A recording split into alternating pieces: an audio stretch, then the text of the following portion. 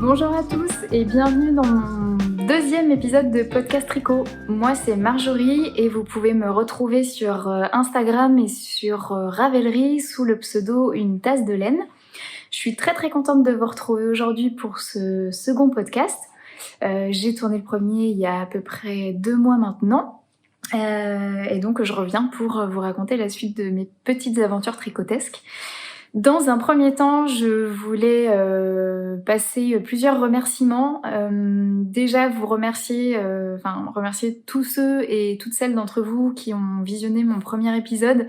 Vous avez été assez nombreux, vous avez été beaucoup aussi à me laisser des commentaires suite à mes questions dans le podcast ou juste pour m'encourager, pour me dire que ça vous avait plu. Et je peux vous dire que ça m'a fait vraiment très chaud au cœur. Je m'attendais vraiment pas à autant de retours. Et voilà, c'est toujours quand même super gratifiant quand on débute. De se mettre devant la caméra, c'est pas toujours évident. Bon, après on le choisit du coup, mais vraiment ça fait vraiment très chaud au cœur. Donc un grand merci à vous tous et à vous toutes pour vos retours hyper chaleureux. Et puis je voulais aussi adresser un petit remerciement à Emma du podcast Tricolibri qui m'a mentionné dans l'un de ses épisodes.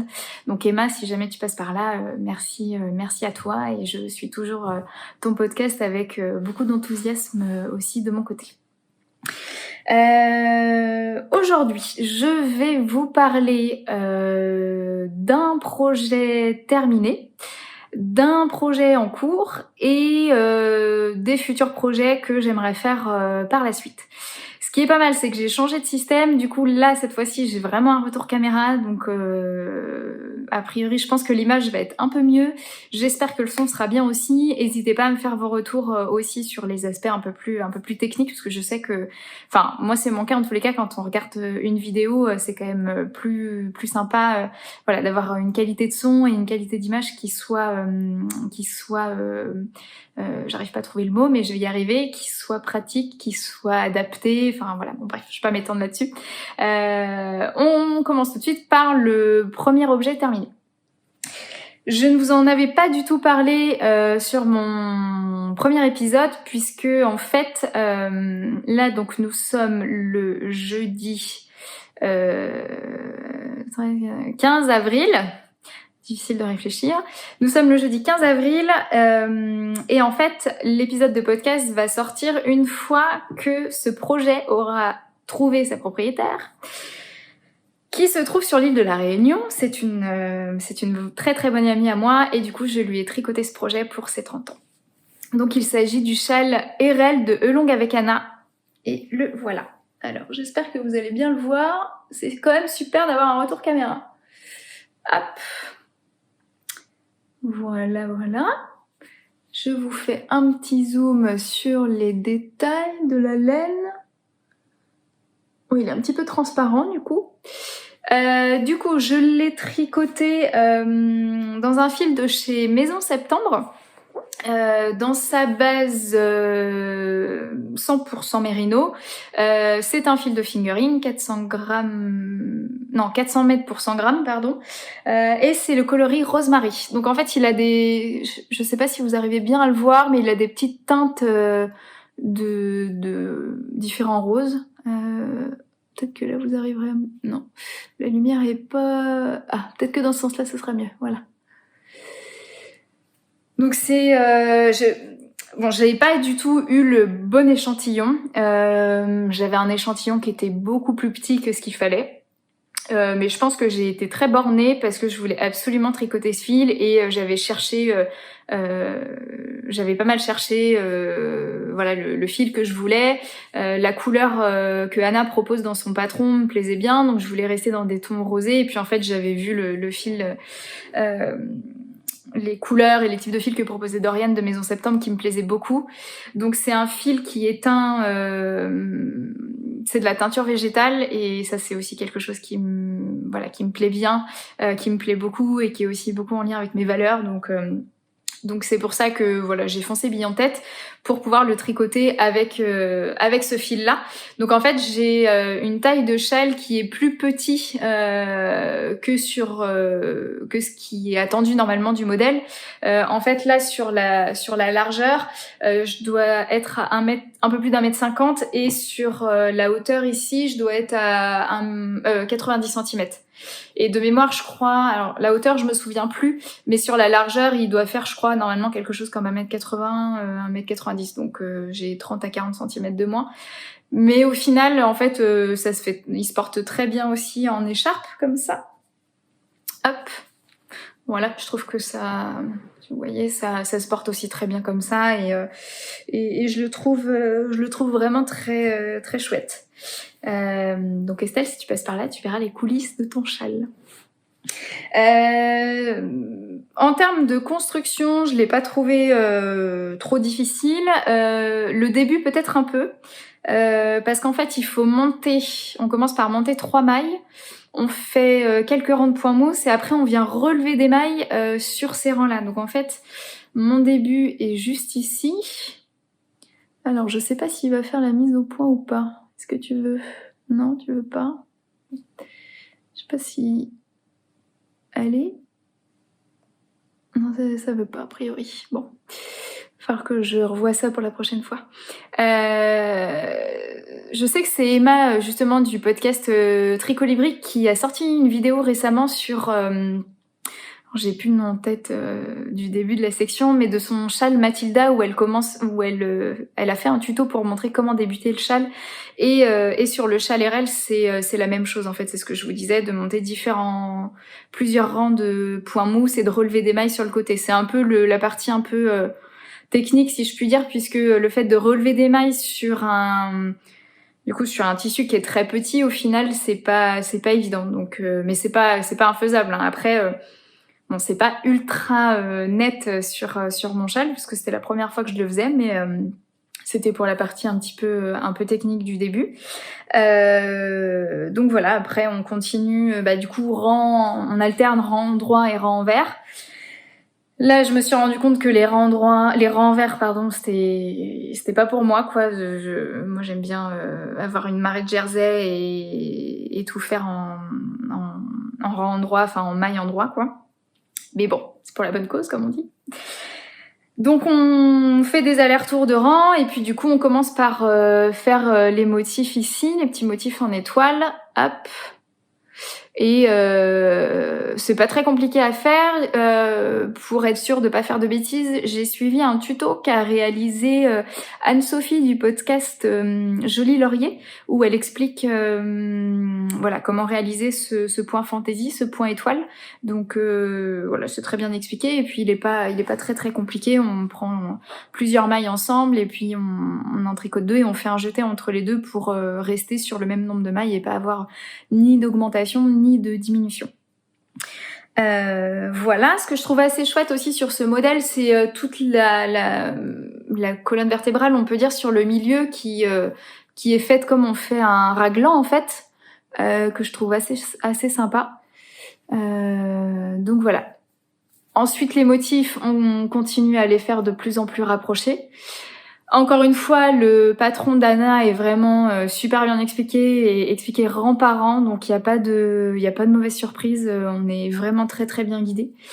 Et puis du coup, on finit par une bordure en point mousse.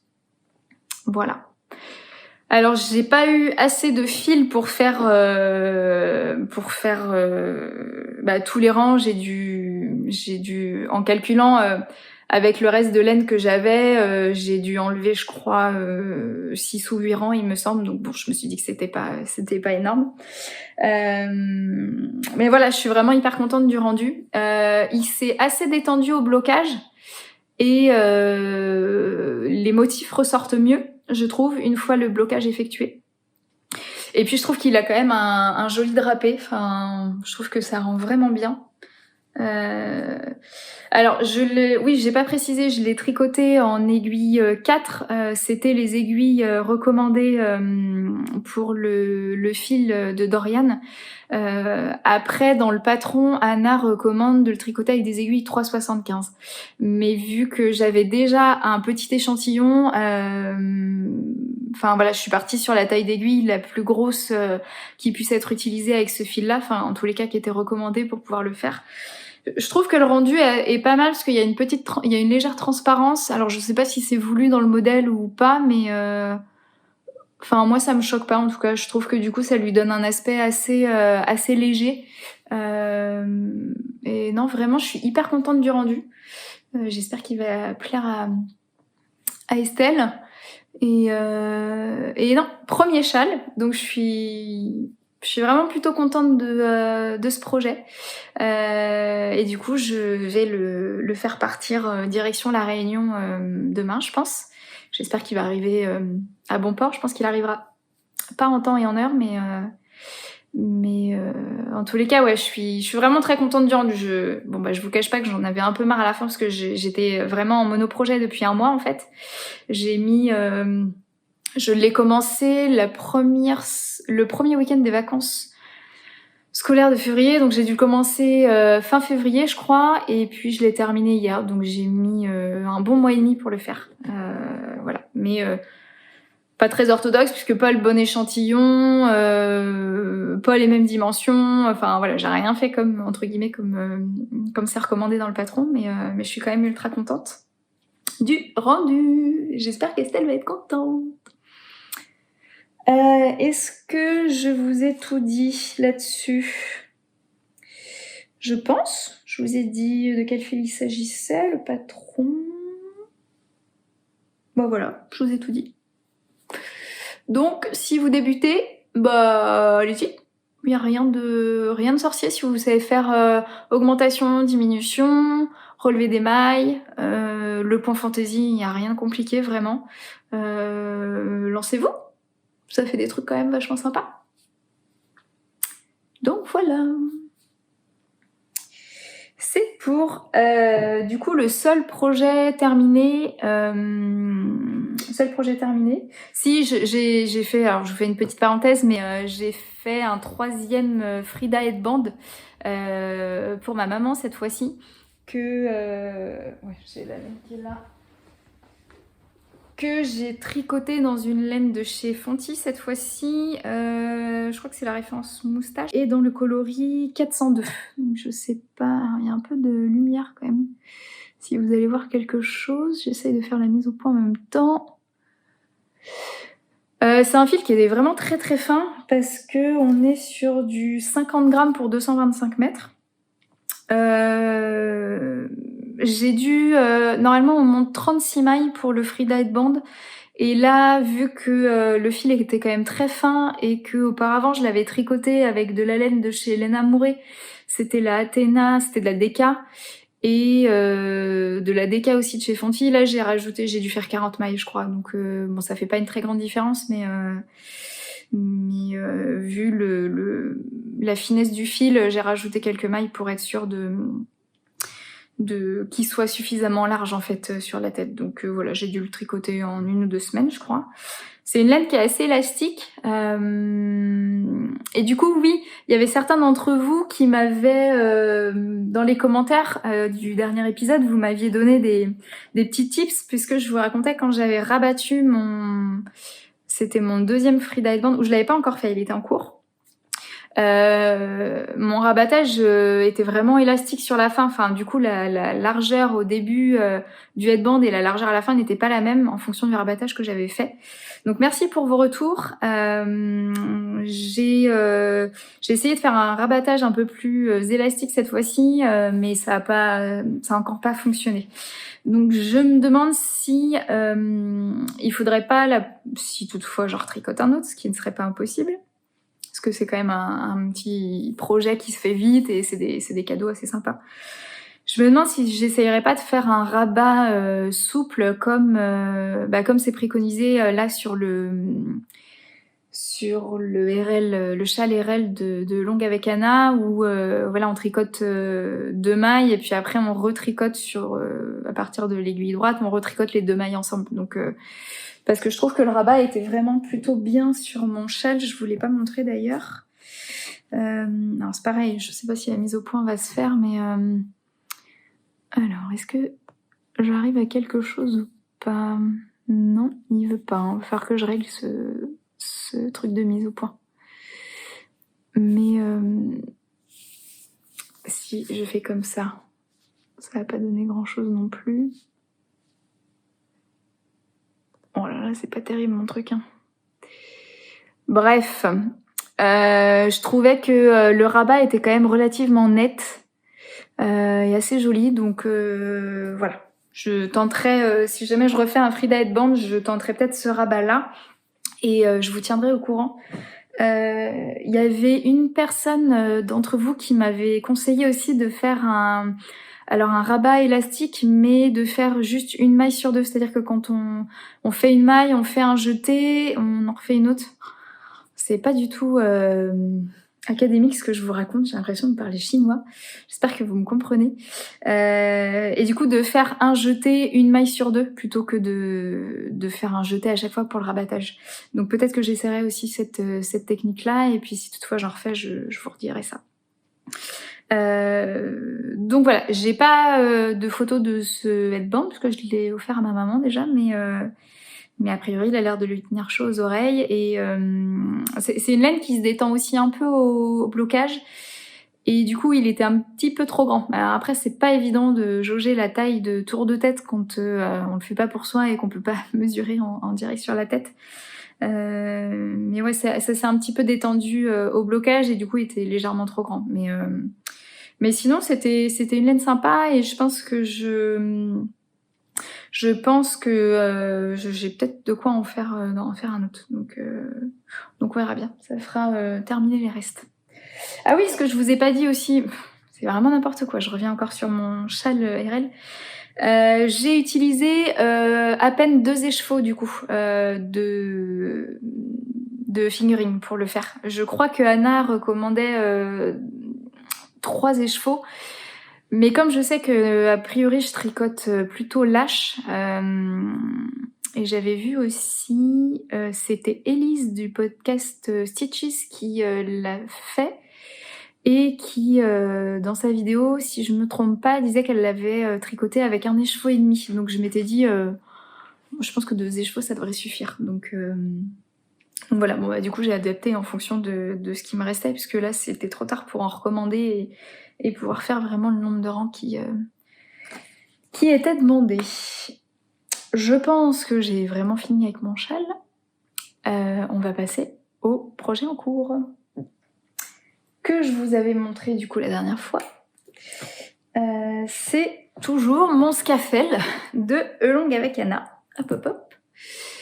Donc la dernière fois, je vous l'avais montré, je crois que j'avais terminé le yoke et j'étais sur mon histoire de séparation des manches que j'avais déjà fait, mais ça me paraissait un peu trop court, du coup j'avais redéfait, puis j'avais refait, bref.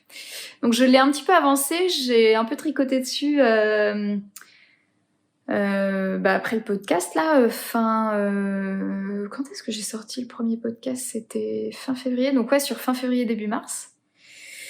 Et puis là, je ne l'ai pas touché depuis... j'ai commencé à le reprendre juste hier, mais je ne l'ai pas touché pendant 1 mois pratiquement. Donc j'ai commencé par... je voulais essayer de faire une manche, de faire le corps et de faire la deuxième manche après, histoire de pas se retrouver à la fin avec les 2 manches, parce que c'est vrai que c'est un peu chiant hein, de finir par les manches. Donc là, j'ai tricoté une manche. Alors je l'ai pas... oui, c'est ma pelote qui est à l'intérieur. Ne vous demandez pas pourquoi il y a une forme bizarre. J'ai pas rabattu les mailles parce que quand je l'ai terminé, j'avais pas le temps de le repasser pour voir si ça allait. Et en fait, j'ai vu dans une vidéo de Julie Miette, qu'elle disait que pour bien mesurer une manche, il fallait passer son ouvrage et en fait avoir le bras plié parce que du coup quand on plie le bras, ça doit remonter un peu la laine, le tissu. Et du coup je l'ai pas fait, mais en ayant vu sa vidéo, je me suis dit ça pourrait peut-être être pas mal de faire ça. Donc je l'ai pas repassé encore. Enfin, je l'ai pas réessayé, mais je voudrais le réessayer pour voir si effectivement bras pliés, je tombe bien en termes de taille, mais et si c'est pas le cas, et bah du coup, je rallongerai peut-être les côtes, quoi. Je referai peut-être quelques rangs de côtes parce que j'ai un peu la flemme, je pense, de détricoter les côtes pour rajouter du jersey et refaire les côtes derrière. Donc voilà, la raison pour laquelle je n'ai pas terminé la manche. En l'ayant essayé, il est un peu, il est bien fité, quoi. Donc j'espère qu'il va se détendre au blocage. Je croise les doigts. Bon, après sinon il sera très fité et du coup je porterai que un débardeur à bretelles en dessous, voilà, parce que je pense qu'il va me tenir chaud quand même. Mais sinon au niveau de la taille là du buste, c'est impeccable, quoi. Oh, quand je le regarde, j'ai hâte de l'avoir fini parce que je le trouve encore trop beau. Bref. Et du coup, j'ai avancé aussi un peu sur le corps. Donc voilà. J'avance tout doucement, mais sûrement. Donc là, je me remets dessus, là, à fond les ballons pour... j'aimerais bien réussir à le terminer. Alors, je sais pas si je réussirai à le terminer avant la fin du mois. Ça me paraît un peu juste, mais voilà. Donc voilà, ça avance doucement, mais sûrement. Là, je vais pouvoir m'y remettre. Est-ce que je vous ai tout dit? Oui. Je sais plus, je le tricote dans des aiguilles 3,25 avec un fil Ulysse de chez Derero Natura. Couleur, je me souviens plus de tout, je crois. Nuit pour le bleu, goéland pour le gris et sel pour le blanc, si je me souviens de tout. Voilà. Donc je vous en avais déjà beaucoup parlé voilà, sur mon premier épisode de podcast. Donc pour ceux qui me découvrent, n'hésitez pas à aller regarder le premier épisode parce que voilà, j'ai fait face à quelques péripéties pour le commencer. Donc je vais pas refaire tout le roman du Scafell. N'hésitez pas à aller voir le premier épisode où je vous en parle plus longuement. Donc voilà pour mon seul projet en cours. C'est vrai que là, du coup, avec le châle, vu que j'avais cette deadline de l'anniversaire de mon ami, je me suis mis vraiment que sur le châle pendant un mois. Là, je vais terminer du coup mon Scafell et puis pour passer à autre chose. Mais c'est vrai que je trouve ça bien j'aime beaucoup. J'aime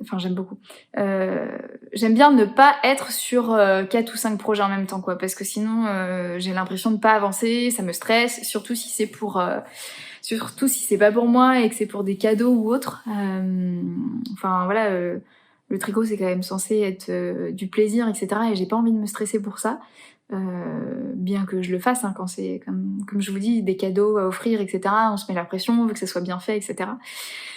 Mais donc ouais, j'ai été beaucoup en monoprojet là depuis un mois et demi, et c'est vrai que c'est un petit peu chiant. En fait, je pense que j'aime bien avoir un gros projet et puis un plus petit projet à côté, comme j'ai pu le faire avec les différents headbands et tout, ça permet d'alterner. Mais point trop n'en faut. Sinon ça me stresse. Donc pas de stress, pas la peine. Voilà. Et du coup, je voulais vous parler des futurs projets que j'ai en tête. Je sais pas si je les tricoterai ou pas, mais voilà, je voulais vous partager ça parce qu'après, en termes de production de tricot, j'ai pas grand chose. En premier futur projet, alors je pense pas que ça sera pour tout de suite, mais j'ai eu un gros coup de cœur. Alors je vous remettrai peut-être une petite photo par là. J'ai eu un énorme coup de cœur pour le Henri Cardigan de Johanna by Colibri. Non, Colibri by Johanna. C'est une designeuse allemande, je crois. Je cherchais en fait un gilet, donc je n'ai jamais tricoté de gilet déjà, donc premier point. Je voulais du coup pouvoir tricoter un gilet qui puisse aller un petit peu avec tout en termes de tenue. J'essaye du coup maintenant dans le tricot d'avoir aussi une réflexion sur un ensemble de pièces qui puissent aller ensemble dans ma garde-robe et pas juste alors oui, le tricot c'est pour le plaisir, mais tant qu'à faire autant lier l'utile à l'agréable, comme on dit. Donc ce point-là, et je sais pas pourquoi je cherchais forcément un modèle de manche-ballon, parce que je trouve ça vraiment très joli.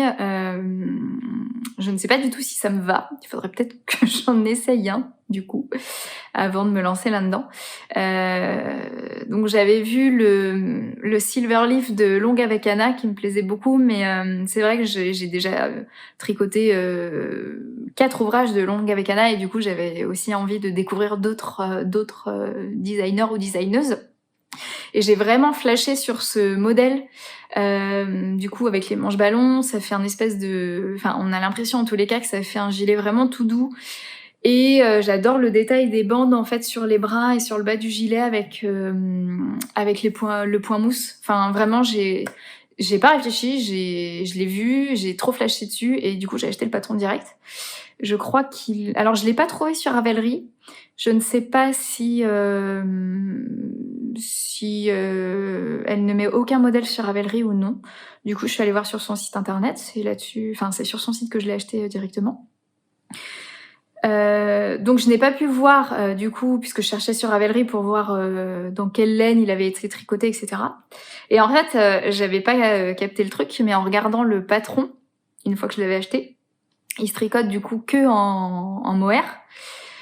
Et il faut 400 grammes de mohair, je crois.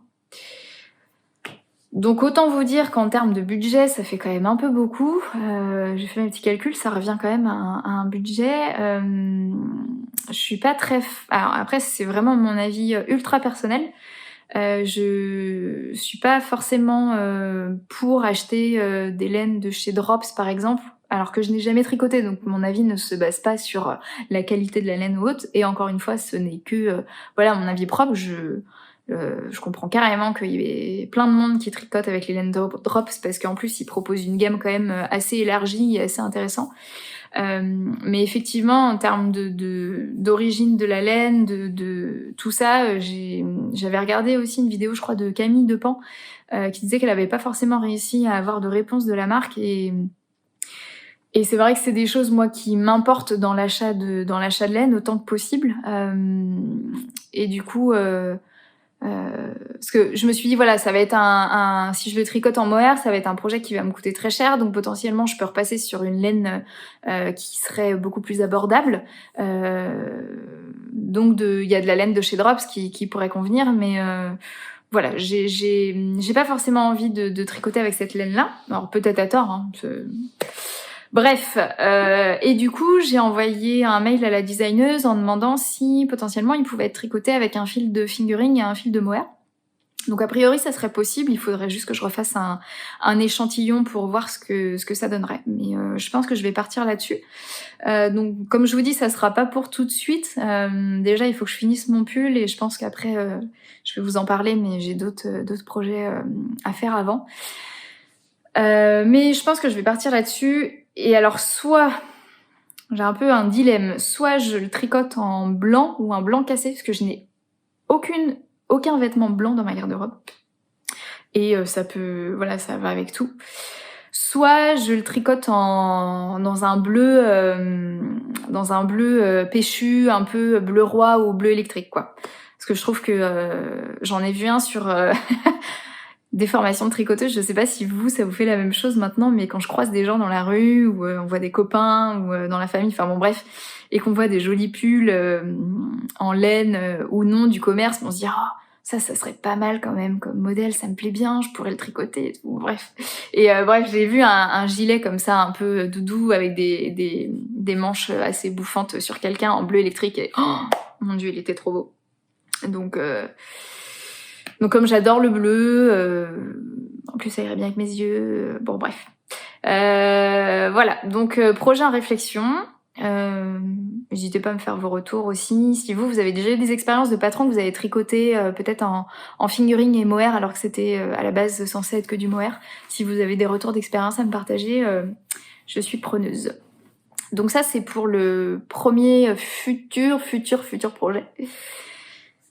Le deuxième futur projet, c'est une couverture de bébé, puisqu'il y a un petit garçon qui va arriver dans ma famille dans le courant de l'été.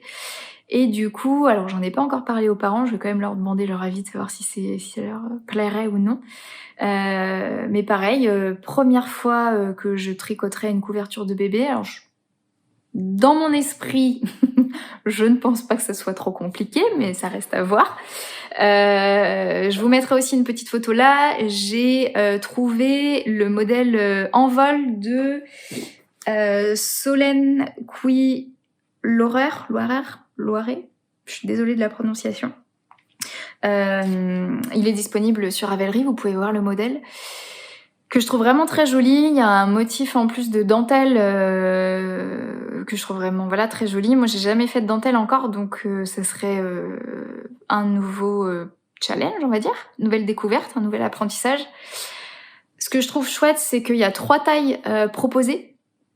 Donc ça laisse quand même la possibilité de choisir la taille qui nous semble la plus adaptée. Puis en fonction du budget aussi, je pense qu'on veut mettre dans le projet.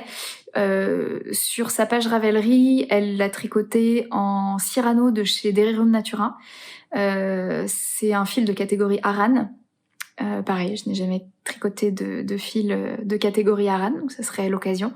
Et vraiment, j'ai vraiment flashé sur ce modèle il y a quelques temps déjà, même avant de savoir qu'il y avait un petit nouveau qui allait arriver dans la famille. Donc j'ai vraiment flashé sur ce modèle. Après, pareil, si vous avez des modèles à me suggérer qui vous ont plu, que vous avez déjà tricoté, etc., partagez.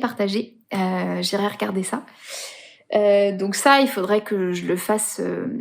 Un petit bonhomme, il va arriver au mois d'août, donc il faudrait, je pense, j'ai encore un petit peu de temps, mais il faut que je mène ma petite réflexion, que je valide ou non si je prends ce modèle-là, et puis de me lancer là-dedans. Et puis futur projet aussi, je pense qu'il sera couplé avec la couverture. C'est une paire de chaussettes. Ça fait longtemps que j'en ai pas faite. La dernière que j'ai faite, c'est celle que je vous ai montrée dans le premier épisode, les Day of Sock de Jessica Gore avec la laine du bruit des aiguilles.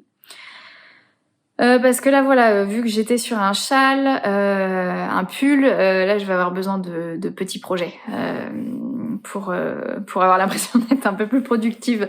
C'est vrai que j'ai l'impression.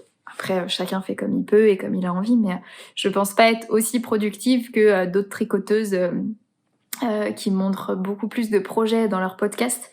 Mais voilà, c'est comme ça. Mais c'est vrai il y a tellement de modèles qui existent. En plus, sur Instagram, on est quand même ultra sollicité, je trouve, quand on s'abonne à plein de comptes de tricot. On a envie de faire beaucoup de choses, donc... Bref, je divague. Je sais plus pourquoi je vous parle de ça. Mais une paire de chaussettes. J'aimerais bien réaliser une paire de chaussettes peut-être avec une laine à speckle, puisque j'ai jamais tricoté ce genre de laine et j'en vois défiler vraiment de très belles. Je trouve que les laines de The Woolly Skein sont vraiment, vraiment très jolies. Elle arrive à trouver des nuances, vraiment très, très chouette. Ça me plaît beaucoup ce qu'elle fait.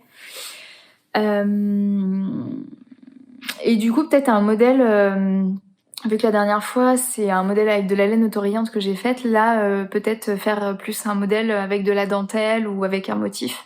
Je sais pas du tout ce que je vais faire encore, donc encore une fois, si jamais vous avez des modèles à partager, enfin pas que à moi du coup, aussi à partager avec ceux qui suivent le podcast.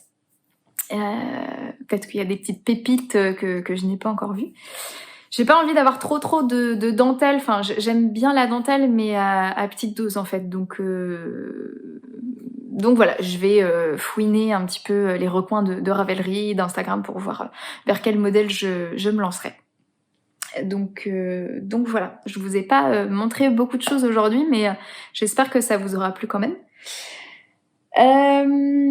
Et puis pour finir ma petite section découverte, j'ai eu l'occasion en parcourant j'exagère, en parcourant YouTube, je suis tombée sur la chaîne de Élise Dupont, qui est une tricoteuse. Elle fait aussi, elle propose aussi des designs de pulls, de bonnets, de châles. Elle a un site internet et elle a fait quelques vidéos sur le yoga du tricot. Et je trouvais ça assez chouette Parce que c'est vrai que le fait de tricoter, on peut, enfin, j'ai déjà lu ou entendu que certaines personnes pouvaient avoir, voilà, des tendinites au poignet, à l'épaule, mal de dos, etc. Et c'est vrai que notre corps est, mine de rien, est quand même sollicité parce qu'on fait des mouvements assez répétitifs et pour peu qu'on soit pas bien installé ou autre. Moi, je sais qu'on a changé de canapé il y a pas très longtemps et il est beaucoup plus adapté que celui qu'on avait avant. Et je vois la différence déjà dans le confort et dans l'ergonomie de ma position pour pouvoir tricoter. Et je trouve que c'est un sujet dont on entend, enfin, ou en tous les cas, moi, je n'ai pas beaucoup entendu parler. Je sais que Julie, encore une fois, Julie Miette en parlait dans un de ses derniers podcasts, puisqu'elle avait suivi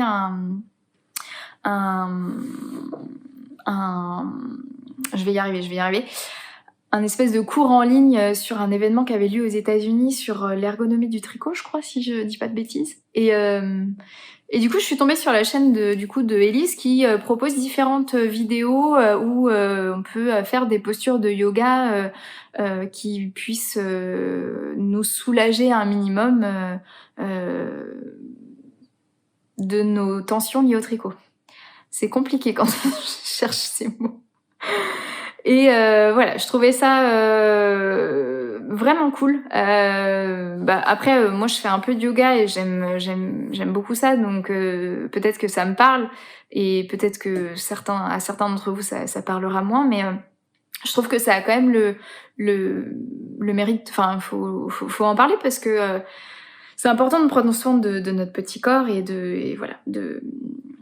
d'évacuer les tensions liées aux crispations du tricot. Donc voilà, je vous remettrai sa chaîne dans la barre d'infos en dessous. Alors peut-être qu'il y en a d'autres qui en proposent, mais en tous les cas, moi c'était la première fois que je tombais là-dessus et je trouvais ça plutôt cool.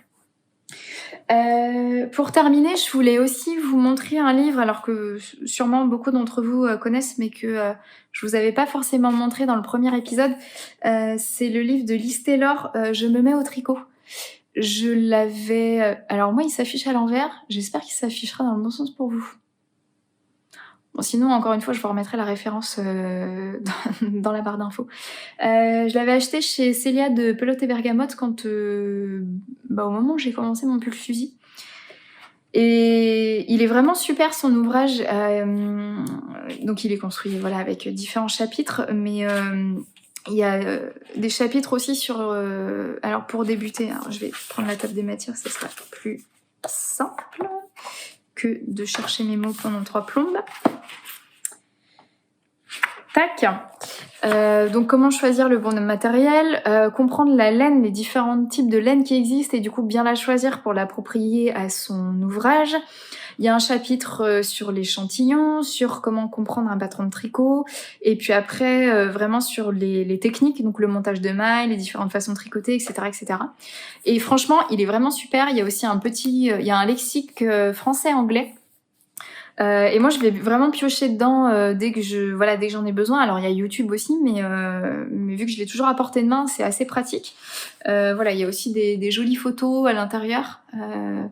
Je le trouve vraiment. Il y a des schémas aussi, pour montrer. Là, c'est sur les augmentations intercalaires. Je trouve que c'est une bonne première bible du tricot, on va dire. Que je trouve vraiment, vraiment très, très bien construit. Les explications sont top. Et je sais qu'elle en a sorti un autre sur je deviens expert en tricot aussi, avec la même devanture, avec la même couverture mais en bleu. Enfin voilà, je voulais le partager pour ceux ou celles d'entre vous qui débutent et on peut encore trouver beaucoup de choses sur internet, sur YouTube, sur des blogs, des podcasts, etc. Mais pour ceux d'entre vous qui aiment bien les bouquins, vraiment top, je vous le recommande, il est vraiment super.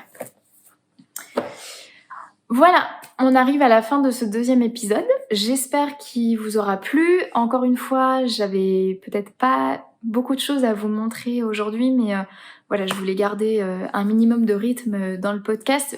Je pense pas pouvoir, en tous les cas, vous proposer un podcast tous les mois, mais j'ai pas envie d'attendre non plus trop longtemps avant de venir vous retrouver. J'espère que ça vous aura plu. N'hésitez pas à me poser vos questions dans les commentaires. Je vous souhaite un très bon tricot et je vous dis à bientôt. Ciao!